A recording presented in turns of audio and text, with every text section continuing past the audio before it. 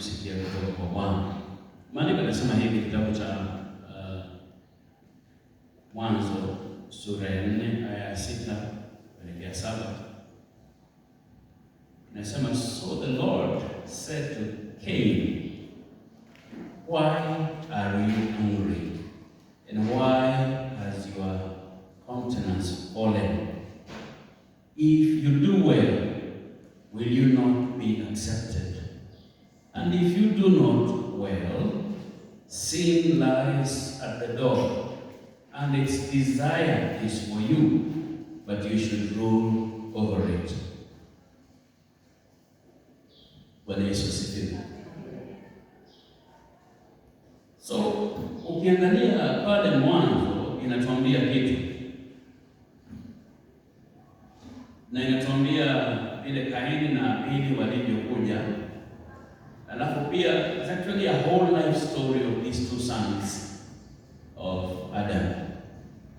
Inatuambia kwamba Adam knew Eve and she conceived and bore Cain and said, I have acquired a man from the Lord.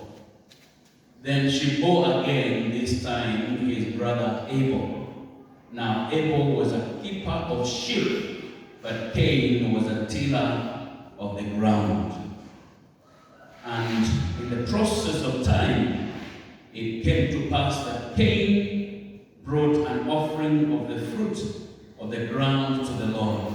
And Abel also brought of the firstborn of his flock and of their fat. And the Lord respected Abel and his offering, but he did not respect Cain and his offering. And Cain was angry, and his countenance fell. Bwana Yesu apewe sifa. So tunaona hadithi fupi inayoeleza kuhusu wana wawili wa Adamu. Na tunaona hadithi hii inavyotuelekeza na kutufikisha mahali ambapo tunaona chanzo cha maisha yao, tunaona jinsi wanavyojipeana kwa kazi ya Mungu, kisha alafu pia tunaona mahala ambapo vile dhabihu zao zinawafikisha. Na ninasema hivyo nikiwa ninajua kwamba kila mmoja wetu ana dhabihu ambayo hupeleka mbele za Mungu. Bwana Yesu apewe sifa. Na hata tunavyojipeleka katika uwepo wa Bwana, kwa sababu dhabihu sio tu kile tunacholeta katika nyumba ya Bwana, dhabihu ni sisi. Ndio maana maandiko yanasema kwamba tujitoe kama dhabihu iliyo hai ya kumpendeza Mungu na yenye kukubalika na Mungu. Lakini unakuta kama mara nyingi sisi tunaona kama dhabihu ni kitu kingine mbali na sisi. Na ndio maana wengi wetu wameishi maisha ambayo ni ya kutengwa na Mungu, kwa sababu hatujaona ule umuhimu wa kujitoa sisi wenyewe kwanza kama dhabihu. Praise the name of the Lord.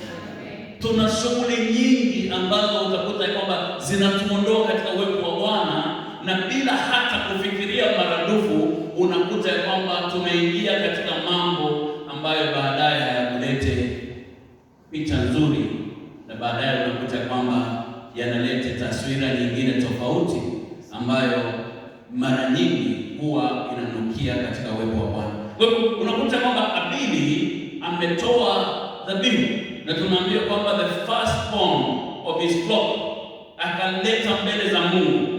Haleluya. Na tunaambiwa kitu ya kwamba pamoja na mafuta yote, baadaye ukiangalia maandiko katika kitabu cha Samueli wa kwanza, jambo moja ambalo lilimkasirisha Mungu sana ni ya kwamba wana wa Eli walikuwa wanapoweka nyama ambayo ilikuwa inapaswa kutolewa kama dhabihu, walikuwa naondoa ikiwa na ule ufuta, na hilo jambo likamkasirisha Mungu. Bwana Yesu apewe sifa. Ndio yale mafuta yalikuwa yanapaswa kuteketezwa pale, na yale manukato yanayonuka katika pua la Mungu. Sasa ukiniuliza pua la Mungu, sidhani kama ni la kwangu, kama ni kama la kwangu hivi, lakini naamini ya kwamba yeye pia hunusia vitu na husikia vile vinavyonukia ama vile vinavyonuka. Praise the name of Jesus. Amen. Kunukia unazungumzia aroma ama kitu kinachonukia vizuri. Kunuka ni kitu kinachonuka vibaya. Bwana Yesu asifiwe. Kwa hivyo kuna tofauti kati ya kunukia na kunuka. Amen. Sasa basi dhabihu zimetolewa. Kaini alitoa dhabihu yake na mamboga yake na nini,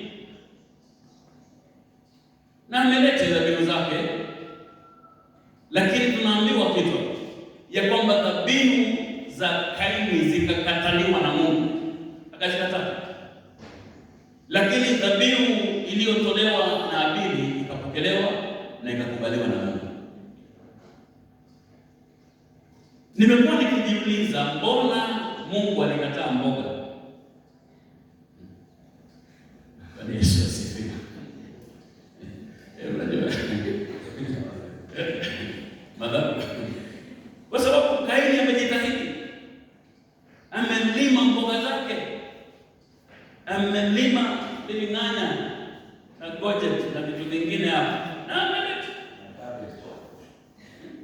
Bwana Yesu asifiwe. Amina.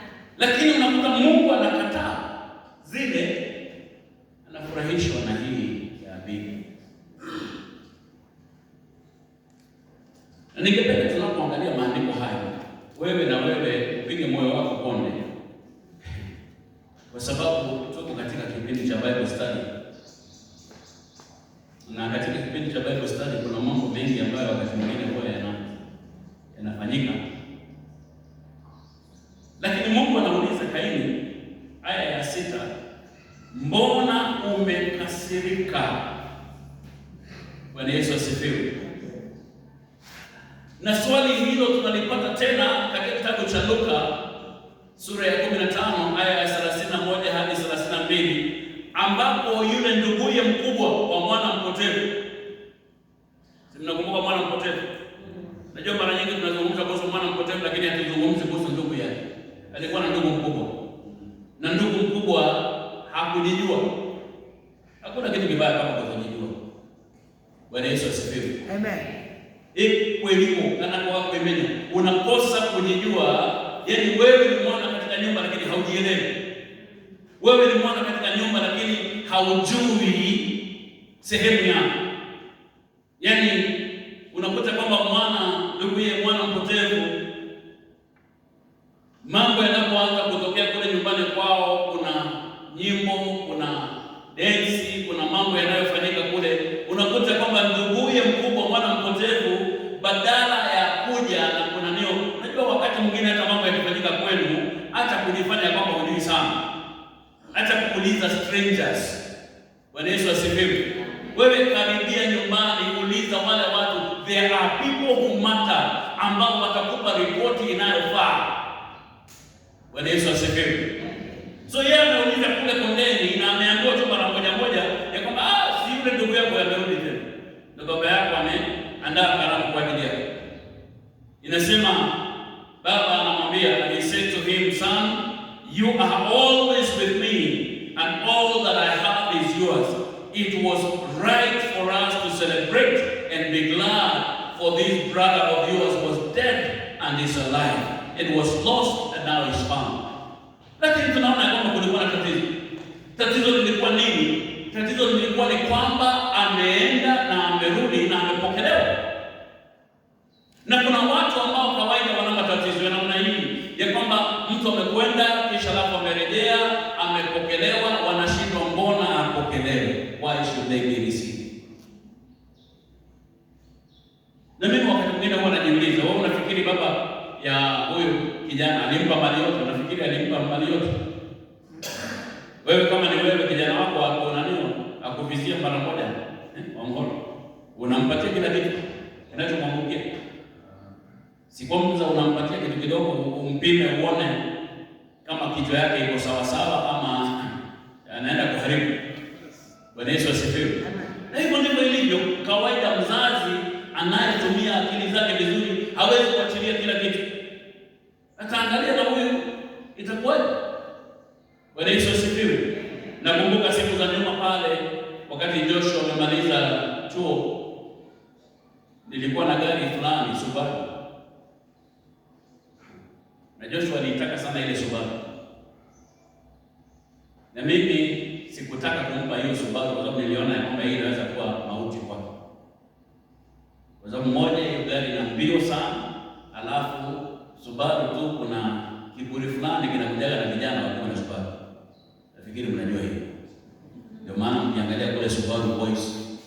Na mimi hata sababu kubwa ni kwamba siku moja mimi natembea nikielekea, nafikiri ni bwana Utawala, alafu nimekuta Joshua na Subaru Boys na Subaru yangu nikatoka, okay, hapa ndio unakujaga. Bwana Yesu asifiwe. Na anapenda mbio, the thrill, hiyo adrenaline ya mbio anapenda. Na mimi nikajua hii kitu inaweza kumuua. Kwa hivyo nikawa najaribu kujizuia, lakini sitaki kumuonyesha kwamba nimekataa. Lakini nikamwonyesha, namwambia gari hii kumaintain, hii gari ina gharama kuliko zile gari zingine. Kwa hivyo ni vizuri muangalie, utaweza nayo, kwa sababu mimi sitaki niambie kesho ati wewe sijui hapa imevunjika, sijui hiyo tunataka bushes, au sijui tunataka nini. Nikamwambia kama ukichukua ujue kwamba gharama yote ni juu yako mwenyewe. Sasa hata yeye akapiga mahesabu, hakujua alikuwa kwenye mipango yake. Bwana Yesu asifiwe. Akasema yenyewe hii kwa sasa sitaweza. Nikasema Mungu nakushukuru ya kwamba ameiona namna hiyo. Sasa nikamuuliza nataka, akasema mimi nataka laptop, alafu hizo hela zingine unipatie nipange mambo fulani. Nikamwambia kidogo alienda akatumia laptop, alinunua ndio, lakini zile hela zilitokomea hivyo, na baadaye akaja akampokonya mamake. Bwana Yesu asifiwe. Hata leo anapokonya mambo ya mama na mwana huingilii sana. Praise the name of God. Sasa mimi niliambiwa ni wiki moja, alafu nikaambiwa ni baada ya wiki mbili itakuwa imerudi, alafu nikaambiwa mwezi huu, na kidogo nilikuta mwaka umekatika, mwaka mwingine ndio nikajua okay, sawa. Bwana Yesu asifiwe. Sasa Kaini ana hasira, na hasira ni kwa sababu dhabihu ya Abili imepokelewa, imekubaliwa, na ya kwake imefanya. Na unajua kuna kitu ambacho wakati mwingine ni vizuri kujiuliza, ya kwamba mbona fulani amekubaliwa na mimi sijapokelewa vile? It is good to ask. Jana kulikuwa na debate kidogo hapo kwa ofisi kuhusu mapendeleo. Mimi mchungaji alikuwa haraka kusema ya kwamba sipendelei mtu yeyote, yani I don't favor anybody. Mimi niko na mapendeleo, acha niwaambie. Let me tell you the truth. Na hakuna mtu ambaye hana mapendeleo unless unadanganya. Acha niwaambie kwa mfano. Bwana Yesu asifiwe. Si nyinyi ni wazazi? Na mnaona. Lakini miongoni mwa watoto wenu, sisemi wale wana dogo, unajua tule tudogo tu wote tunakuaga angel, tunakuaga good boy, kababa, nini hizo zote wakati wa wadogo. Lakini anapokuwa mtu mzima anakomaa, anaanza kutaka mambo yake na kufanya mambo yake, hapo ndipo anaanza kubainisha miongoni mwa wale watiifu na wale kaidi. Kweli? Bwana Yesu asifiwe.